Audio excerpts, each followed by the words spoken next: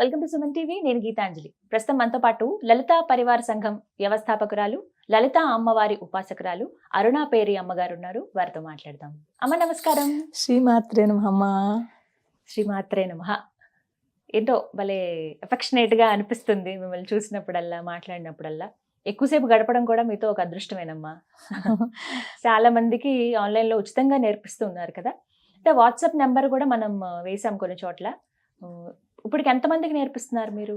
లలితా పరివార్ ద్వారా ఇప్పటి వరకు 12,000 మంది కంటే ఎక్కువ మంది సాధకులు జాయిన్ అయ్యారమ్మా.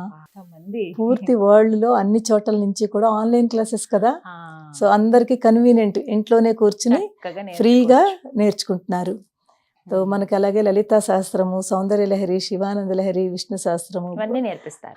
భగవద్గీత, తర్వాత నారాయణీయము, ముఖ పంచశతి, ఇంకా బోల్డ్ స్తోత్ర, త్రిశతి చాలా పవర్ఫుల్, మంచి స్తోత్రము. చిన్నది ఉంటుంది. అలాగే ఖడ్గమాల, ఇవన్నీ కూడా ఉంటాయి. టైం టు టైము మన టైంని బట్టి నేర్పుతూ ఉంటాము. కానీ ప్రస్తుతానికి అన్ని క్లాసులు ఫుల్ ఉన్నాయమ్మా. ఇప్పుడు మనం లాస్ట్ టైం చేసాం కదా, దాని తర్వాత ఎంత రెస్పాన్స్ వచ్చిందంటే చాలా మందికి మేము సెలెక్ట్ చేయవలసి వచ్చింది. ఎందుకంటే టైమింగ్స్ కుదరక, టైమింగ్స్ పాపం వాళ్ళకి వేరే టైమింగ్స్, మనం పెట్టిన క్లాస్ టైమింగ్స్. సో సెలెక్ట్ చేయవలసి వచ్చింది. ఏ టైమింగ్స్ మేము ఇస్తున్నామో అందులోనే తీసుకుని. కానీ చాలా రెస్పాన్స్ వచ్చింది. అంటే చాలా గొప్ప విషయం. మంచి మనసుతో మీరు ఇలా నేర్పించడం ఉచితంగా అనేది కూడా గొప్ప విషయమే. మీరు అసలు డబ్బుల కన్నా కూడా అంత సమయం వెచ్చించాలి కదమ్మా. ఇంతమందికి నేర్పించడం అంటే అది మామూలు విషయం కాదు. మీరు ఎంతో యాక్టివ్ గా ఉంటారు తెలుసది నాకు. ఎందుకంటే మీరు ఎర్లీ మార్నింగే లేస్తారు. ఇవన్నీ కూడా ఈ మార్నింగ్ అనే దగ్గర ఒకటి బ్రహ్మ ముహూర్తం. అవును, ఆ సమయంలో నిద్రలేస్తే చాలా మంచిది, ఆ సమయంలో ఈ పనులు చేస్తే మంచిదని అందరూ చెప్తుంటే విన్నాను మీలాంటి పెద్దవాళ్ళు. సో మీ మాటల్లో వినాలనుకుంటున్నాను మరొకసారి. బ్రహ్మ ముహూర్తం ప్రాముఖ్యత ఏంటి అసలు? ఎందుకు ఆ సమయంలో నిద్ర లేవాలి? లేచినప్పుడు ఖచ్చితంగా ఆ ముహూర్తంలో చేయవలసిన పనులేంటి వివరించండి. అవునమ్మా, ఇది చాలా మంచి టాపిక్ అమ్మా. బ్రహ్మ ముహూర్తము అంటే ఎర్లీ మార్నింగ్ 3:30, 3:45 నుంచి 4:30. ఒక్కొక్కసారి చలికాలం అదైతే 5, అంటే సూర్యుడు ఉదయిస్తున్న 1.5 hours ముందుకు చూసుకుంటాము. అదంతా బ్రహ్మముహూర్తం అనమాట. సో మామూలుగా టైంలో క్యాలిక్యులేట్ చేసుకుంటే 3:45 నుంచి 4:30, 4:45 వరకు ఈ మధ్యలో ఏదైనా బ్రహ్మముహూర్తం అంటాము. బ్రహ్మ ముహూర్తం పేరులోనే బ్రహ్మ అంటే ఏంటి? పరబ్రహ్మ. బ్రహ్మ అంటే దేవుడు, పరమేశ్వరుడు పేరు. బ్రహ్మ ముహూర్తం అంటే ఎర్లీ మార్నింగ్ టైము. చూడండి అమ్మా, మనము ప్రకృతితో కనెక్ట్ అయి ఉన్నాము. ప్రకృతి అంటే నేచరు, అమ్మవారు. ప్రకృతి అంటే అమ్మవారు కదమ్మా. ప్రకృతితో మన బాడీ అంతా కూడా, మన శరీరంలో కూడా బయట ఏవైతే ఉన్నాయో పంచభూతములు, పంచ తన్మాత్రలు, అదంతా కూడా మనలో కూడా ఉన్నాయమ్మా. శరీరానికి మన శరీరానికి ప్రకృతికి కూడా చాలా కనెక్టివిటీ ఉంది. ఎప్పుడైతే ఈ బ్రహ్మ ముహూర్తంలో ఈ ప్రకృతితోటి మనం కనెక్ట్ అవుతామో, ఎలా అవుతాము? ఈ ప్రకృతిలో బ్రహ్మ ముహూర్తంలో వైబ్స్ ఉంటాయమ్మా, సంచరిస్తూ ఉంటాయి. ఈ శక్తి దేవతలందరూ కూడా, ఎనర్జీస్ అంతే కూడా ఈ బ్రహ్మ ముహూర్తంలో సంచరిస్తూ ఉంటుంది. ఎప్పుడైతే మనం బ్రహ్మ ముహూర్తంలో లేచి మనము సాధన కానీ, దేవనామస్మరణ కానీ, లేకపోతే కొంతమంది యోగా చేసుకుంటారు, మీరు ఏం చేసుకున్నా కూడా ఆ బ్రహ్మముహూర్తంలో కాసేపు కామ్గా, ఎవరితోటి మాట్లాడకుండా మౌనంగా, ఏదో ఒకటి, మీకు ఏమీ రాకపోతే కళ్ళు మూసుకుని కూర్చోండి. నేను చాలా మందికి చెప్తాను, మాకు మంత్రం రాదు, మాకు అసలు ఆ సమయంలో ఏం పఠించాలి, ఏం చదవాలి అని అడుగుతూ ఉంటారు. సో అన్నీ ఉన్నాయి. ఒకవేళ మాకు ఇవన్నీ కూడా వద్దు అంటే ఏమీ చెయ్యొద్దు. మీరు జస్ట్ ఆ ప్రకృతి యొక్క ఆ వైబ్స్ ని అబ్జర్వ్ చేయండి. ఆ చేస్తూ ఏదో ఒకటి, రాముడు, కృష్ణుడు, హనుమంతుడు, లేకపోతే అమ్మవారు, ఏదో ఒక నామస్మరణ కనుక మీరు చేసుకుంటే, లేకపోతే మన గురువుల ద్వారా మంత్రాలు తీసుకుంటూ ఉంటాం. మన గురు మంత్రం ఏదైతే ఉందో, ఏదైతే ఉపాసన తీసుకున్నామో ఆ గురు మంత్రము, ఎవ్వరు మంత్రం తీసుకోపోయినా పర్లేదు. హరే కృష్ణ కృష్ణ కృష్ణ హరే హరే, హరే రామ రామ రామ హరే హరే. ఎంత బాగుంటుందమ్మా ఈ మంత్రము. లేకపోతే ఓం నమో దక్షిణామూర్తయే నమః, ఓం నమో దక్షిణామూర్తయే నమః, ఓం నమో దక్షిణామూర్తయే నమః. దక్షిణామూర్తి తెలుసు కదమ్మా, ఆది గురువు శివయ్య. నాకు చాలా ఇష్టము, నాది నా మొబైల్ ఫోన్ డిస్ప్లే కూడా అదే ఉంది, మీకు చూశాను. ఆది గురువు మనందరికీ కూడా ఆది గురువు ఆయనేనమ్మా శివయ్య. అక్కడి నుంచి అందరికీ, మనకే కాదు దేవతలకి కూడా ఆది గురువు శివయ్య. ఆ దక్షిణామూర్తిని ఓం శ్రీ దక్షిణామూర్తయ్య అని కూడా అనుకోవచ్చు. ఓం శ్రీ దక్షిణామూర్తయ్యే నమః. ఈ ఒక్క నామం చదువుకోండి, లేకపోతే కృష్ణ రామ రామ రామ కృష్ణ కృష్ణ అనుకోండి. ఏదనుకున్నా మౌనంగా, పైకి గట్టిగా అనాలనేమి లేదు, మౌనంగా మన లోపల శ్వాస పైకి తీసుకుంటాం కదా. కాస్త మీరు, నేనైతే ఏం చేస్తానంటే విండో ఓపెన్ చేస్తానమ్మా. బయట ప్రకృతి అంటే మన ఏ రూమ్ లో ఉన్నా కాస్త డోర్ కానీ విండో కానీ ఓపెన్ చేసి ఉంచుకోండి. ఆ బయట ఫ్రెష్ ఎయిర్ వస్తుంది ఆ టైంలోను.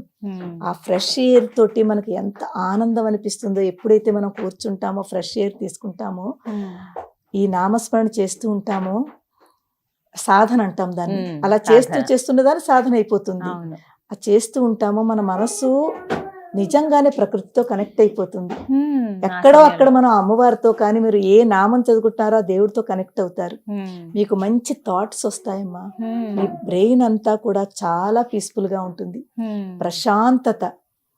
మనం చాలా మంది స్టూడెంట్స్ కి అయితే స్పెషల్లీ బ్రహ్మ ముహూర్తంలో లేచే అలవాటు ఉన్న పిల్లలు చాలా ఉచ్చ స్థితిలో ఉంటారమ్మా. ఆ సమయంలో లేచి చదువుకోవాలని అంటారు. ఆ టైంలో కనుక చదువుకుంటే పూర్తి వాళ్ళ కాన్సన్ట్రేషన్ అంతా కూడా బుక్ మీద పెట్టుకుని చదువుకుంటే అది మర్చిపోకుండా ఇక్కడ స్టోర్ అయిపోతుంది. వాళ్ళు ఏదైతే చదివారో వాళ్ళ మెమొరీలోను వాళ్ళ యాక్టివ్ అవుతుంది, వాళ్ళ మెమొరీ. మన బ్రహ్మ ముహూర్తంలో మనం చేసిన సాధనకి మన ఈ చక్రాలన్నీ కూడా యాక్టివేట్ అవుతాయమ్మా. ఈ చక్రాలు సాధన మళ్ళీ అదొకటి ఉంటుంది. అమ్మా, ఆ సమయంలో మేము లలిత అమ్మవారి ఉపాసన చేస్తున్నాము. అమ్మవారి ప్రత్యేకించి ఈ నామాలు ఈ సమయంలో బ్రహ్మ ముహూర్తం సమయంలో స్మరించుకోవచ్చా అని అడుగుతూ ఉంటారు కొంతమంది. అలా ఏమైనా ఉన్నాయమ్మా? ఏదైనా లలితా సహస్రంలోంచి ఏదైనా నామం తీసుకోండి మీరు అమ్మా.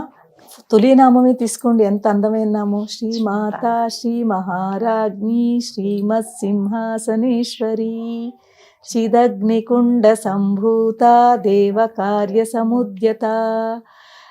మనకి లలితా సహస్రంలో ఫస్ట్ లో స్టార్టింగ్ లో 7-8 శ్లోకాల వరకు ఉన్నాయి కదా, 10 శ్లోకాల వరకు. ఈ 10 శ్లోకాలు కూడా ఈ బ్రహ్మ ముహూర్తంలో మీరు చదివితే పూర్తి ఒక ధ్యాన ప్రక్రియ, పూర్తి ధ్యాన ప్రక్రియ. మీకు కనీసం ఒక 20, మీకు తెలియకుండానే 20-25 మినిట్స్ ఈ ఒక్క నామం చదువుతూ దాన్ని అర్థం చేసుకుంటూ మనం మన బాడీ మీద అప్లై చేసుకుంటే, ఉద్యద్భాను సహస్రాభా చతుర్బాహు సమన్విత. అమ్మవారు ఉదయిస్తున్న సూర్యుడు, 1000 సూర్యుల యొక్క కాంతి ప్రకాశము ఎలా ఉందో ఆ ప్రకాశంతో ముందు ఒక చిదగ్ని కొండ నుంచి ఒక ప్రకాశం వచ్చింది. ఆ చిదగ్ని కొండ నుంచి ఒక ప్రకాశమే ముందు వచ్చింది.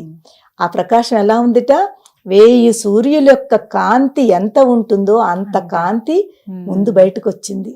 ఉద్యద్భానం. ఇదంతా ఒక ధ్యాన ప్రక్రియ.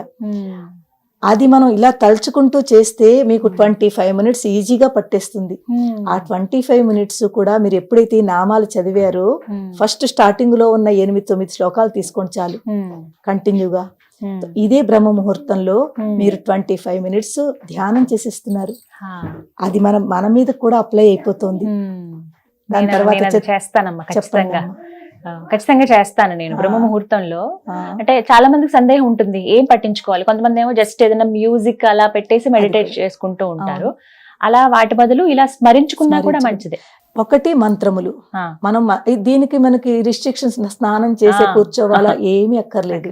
మీరు ఈవెన్ మీరు ధ్యానం చేస్తున్నప్పుడు ఈ శ్లోకాలు మీరు జస్ట్ లేచి, కొంతమంది అయితే మీరు బ్రష్ చేసుకుని కూర్చోవాలా, ఇలాంటివి కూడా ఉంటాయి. ఫ్రెష్ అయి కూర్చోవాలా, బ్రష్ చేసుకో, ఏమీ వద్దమ్మా. లేచిన వెంటనే మీరు బెడ్ దిగిపోవాలమ్మా. అందరికంటే ముందు ఒక నేమ్ ఏంటంటే, మీరు బెడ్ మీద కూర్చొని చెయ్యొద్దు. ఎందుకంటే ప్రతి దానికి ఒక్కొక్క పర్పస్ ఉంటుంది. మనం బెడ్రూమ్ లో బెడ్ మీద పడుకున్నాము అంటే అక్కడ మనం ఈ దైవనామంలో అది చేసుకుంటే ఆ ఎఫెక్ట్ ఉండదు. మనం దాని కిందకి ఏదో ఒకటి పరుచుకుని కూర్చుని పక్కనే జస్ట్ దూరం వెళ్ళక్కర్లేదు. లేచిన వాళ్ళు లేచినట్టుగా. నేనైతే అసలు బ్రహ్మ ముహూర్తంలో లేచి అందరికంటే ముందు భూదేవికి దండం పెడతాను. చాలా మంచిదమ్మా. ఆ వసుధాయే నమః అనుకుని భూమిని స్మరించుకుంటూ క్షమాపణ. ఎందుకంటే మనం రోజు ఎన్నిసార్లు అమ్మవారిని మనం భూదేవిని తొక్కుతున్నామో, ఎంత కష్టపెడుతున్నామో, ఎంత తప్పు చేస్తున్నామో, కనీసం ఒక చిన్న కృతజ్ఞత అంటే అమ్మ క్షమించమ్మా అని క్షమాపణ ముందు దండం పెట్టుకుంటాను. దండం పెట్టుకున్న తర్వాత కరాగ్రే వసతే లక్ష్మీ, కర మధ్యే సరస్వతి, కరమూలేతు గోవింద, లేతే కరమూలేతు గౌరీ కూడా అంటారు. గౌరీ కానీ గోవింద ఏదైనా పర్వాలేదు. అలా చదువుకుని మనం ఆ దర్శనం చేసుకుంటే అది కూడా చాలా మంచిది. కొంతమంది ఇలా అనుకుని కళ్ళ మీద పెట్టుకుని ఎంత బాగుంటుందో అలా చేసుకుంటేను. ఇది చేసుకున్న తర్వాత మనం ఏం చేస్తామంటే మీరు చెప్పినట్టుగా 2-3 నామాలు శ్లోకాలు ఇవన్నీ కొంచెం పుస్తకం పట్టుకొని చదవాలి ఇవన్నీ కూడా. కానీ మనం ఎక్కువ చేసేది ఏంటంటే కళ్ళు మూసుకుని ధ్యానము. ఈ బ్రహ్మ ముహూర్తంలో కళ్ళు మూసుకుని ధ్యానము. మీకు ఏదైనా 2-3 శ్లోకాలు వచ్చనుకోండి, అదే చదువుకోండి, పుస్తకం పట్టుకోవాలని లేదు. ఏ ఒక్క నామం వచ్చినా చెప్పిన శ్రీమాత, శ్రీ మహారాజ్ని, శ్రీమత్ సింహాస అది అందరికీ వస్తుంది. తొలి ఫస్ట్ నామం అందరికీ వస్తుంది. మీరు అదొక్కటే పట్టుకోండి. అదొక్కటి పట్టుకుని కళ్ళు మూసుకుని ఆ నామం చదువుకోండి. లేకపోతే ఏమి వద్దు. నేనైతే శ్రీమాత్రే నమః. అందరికి ఎంత సులువమ్మా, చిన్నవాళ్ళైనా పెద్దవాళ్ళైనా ఎవరైనా చేసుకోవచ్చు. శ్రీమాత్రే నమః, శ్రీమాత్రే నమః. ఇది లేకపోతే శ్రీ దక్షిణామూర్తయే నమః, లేకపోతే హరే కృష్ణ హరే కృష్ణ.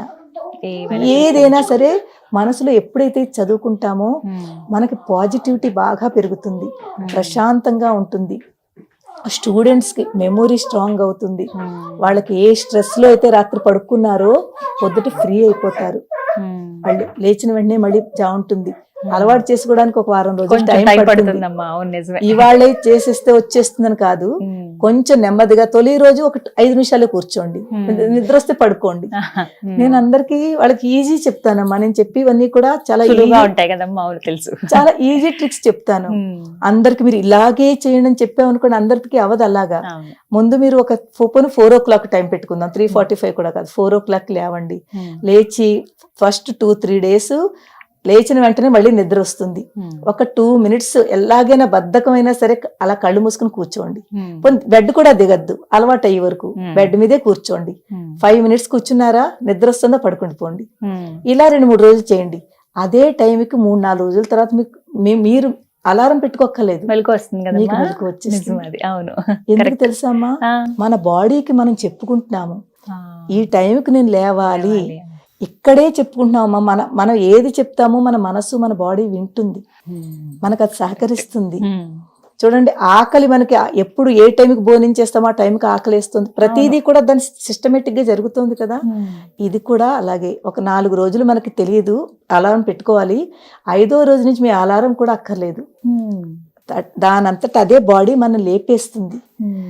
2వ రోజు 3వ రోజు పోను 10 నిమిషాలు కూర్చోండి.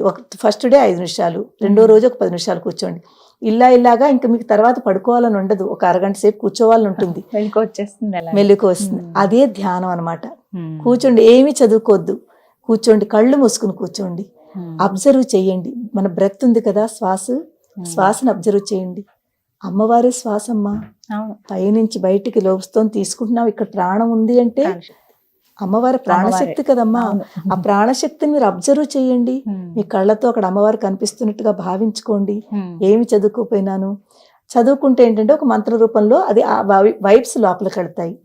బయట ఉన్న ఇక్కడ ఏంటుంటుంది, కాస్మిక్ ఎనర్జీ అంటాం దాన్ని. ఈ బయట ప్రకృతిలో ఉన్నది కాస్మిక్ ఎనర్జీ. తో ఈ కాస్మిక్ ఎనర్జీ ఎప్పుడైతే మనం ఎక్కడి నుంచి వస్తుంది తెలుసా, బ్రహ్మరంధ్రం నుంచి. కనెక్టివిటీ ఇక్కడే ఉందమ్మా. మన పూర్తి ఈ ఆత్మ పరమాత్మతో కలవాలి అంటే ఇక్కడి నుంచే కనెక్టివిటీ. ఈ కాస్మిక్ ఎనర్జీ కూడా ఈ మన బ్రహ్మరంధ్రం నుంచి మన శరీరంలోకి ఆ శక్తి వెళుతుంది. శక్తి వెళ్ళి మన శరీరాన్ని అంతని కూడా అది చాలా ఎనర్జెటిక్ గా ఉంచుతుంది. ఈ ఎనర్జీ ఎప్పుడైతే లోపలికి వెళ్ళిందో ఎనర్జీగా ఉంచుతుంది. బ్రహ్మ ముహూర్తంలో లేచిన వాళ్ళు రోజంతా ఎనర్జీగా ఉంటారమ్మా. ఈవెన్ అనారోగ్యంగా ఉన్న వాళ్ళు కూడా బ్రహ్మ ముహూర్తంలో లేచి ఇలాగే కూర్చుని కళ్ళు మూసుకుని సాధన చేసుకోండి, వాళ్ళ ఆరోగ్యం కుదుటపడుతుంది, వాళ్ళు ఫ్రెష్ గా ఉంటారు, ఇరిటేట్ గా ఉండరు. బ్రహ్మ ముహూర్తంలో లేచిన వాళ్ళు పీస్ఫుల్ గా ఉంటారు.